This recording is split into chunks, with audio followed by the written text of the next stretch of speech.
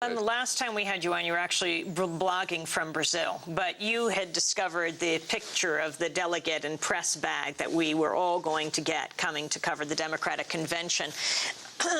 I'm just holding it up right now, and for our radio listeners, it says Democratic National Convention, August 25th, 28th, 2008, Denver, Colorado.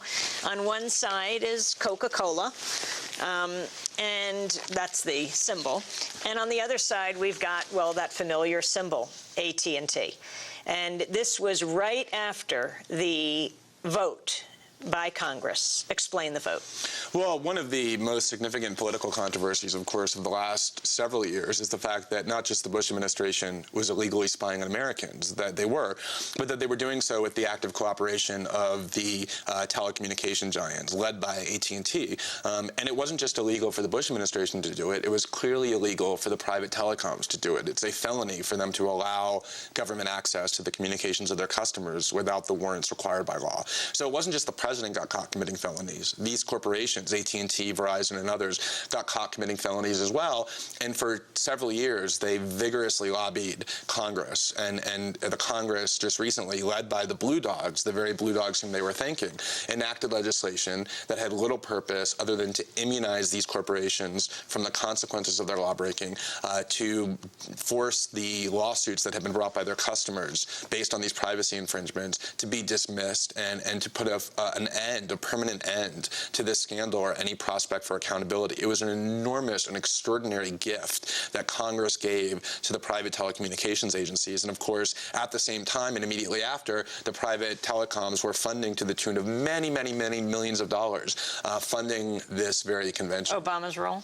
Well, clearly Obama was ended up being a prime enabler of that legislation by announcing in the midst of it that he supported it. He had promised back in December, when he was seeking the Democratic primary, that he would filibuster any bill, as he put it, that contained retroactive telecom immunity. That was an emphatic commitment that he made, in fact, in response to bloggers and readers demanding to know his position.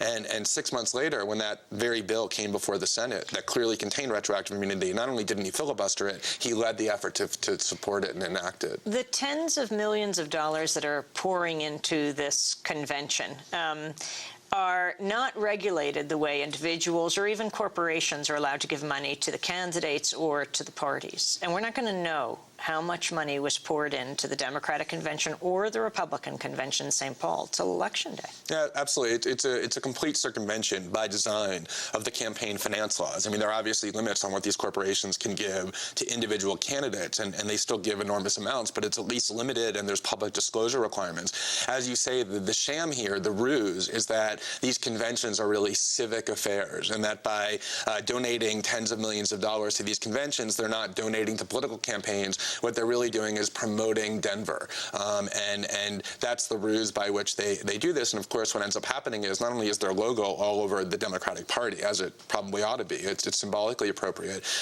but they're here in force with all sorts of key access to all of the very lawmakers who regulate their industries. We are going to have to break, and then we're having a debate on Senator Biden.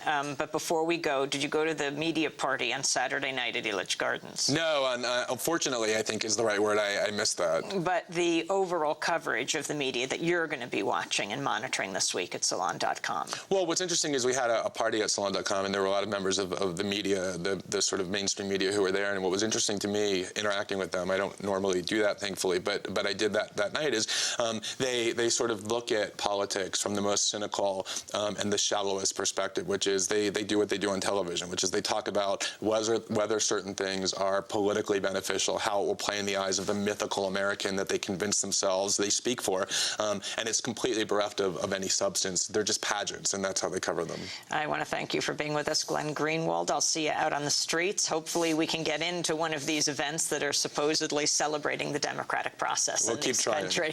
Glenn Greenwald is a constitutional law attorney, political and legal blogger for Salon.com. His latest book is called Great American Hypocrites, Toppling the Big Myths of Republican Politics. This is Democracy Now! Next up, a debate on the Obama pick for Vice President, Senator Joe Biden. Stay with us.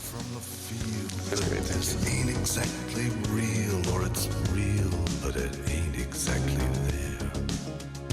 From the war against disorder, from the sirens night and day, from from the fires of the homeless, from the ashes of the gay.